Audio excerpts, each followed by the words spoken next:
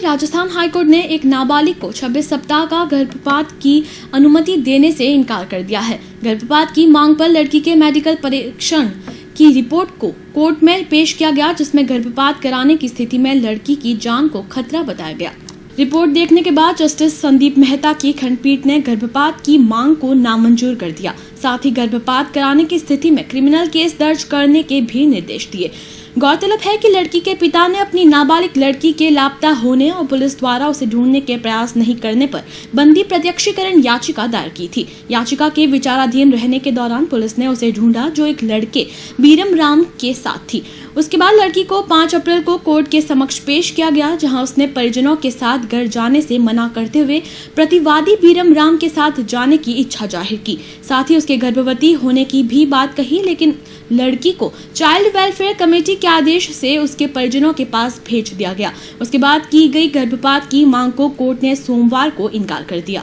नाबालिग लड़की के अपहरण के मामले में उसके पिता की ओर से बंदी प्रत्यक्षीकरण याचिका प्रस्तुत की गई थी। अपहरण की अवधि में नाबालिग गर्भवती हो गई थी।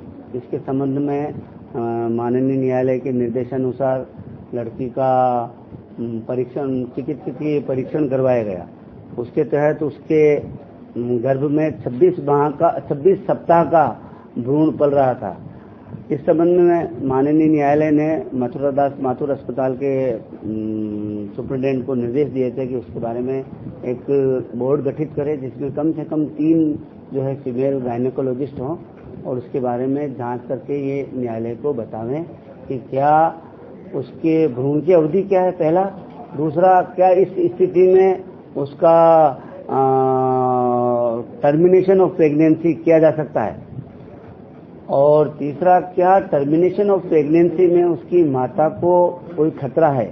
इस संबंध में मथुरा दास माथुर अस्पताल की ओर से एक बोर्ड का गठन किया गया था और बोर्ड ने अपनी राय में न्यायालय को ये बताया कि यदि इस बच्ची के 26 माह और कुछ दिनों का गर्भ है और 26 सप्ताह और कुछ दिनों का गर्भ है, और इस अवधि में यदि उसका टर्मिनेशन कराया जाता है तो उसके स्वास्थ्य और क्षेम को और जीवन को खतरा उत्पन्न हो सकता है। ऐसी स्थिति में माननीय न्यायालय ने लड़की के पिता की ओर से प्रस्तुत प्रार्थना पत्र को खारिज करते हुए थानाधिकारी बिलाड़ा को निर्देश दिए हैं कि इस लड़की का टर्मिनेशन ऑफ प्रेगनेंसी होना नहीं चाहिए, और इस संबंध में वो सुनिश्चित करें और उसके माता पिता को बराबर आगाह करते रहें।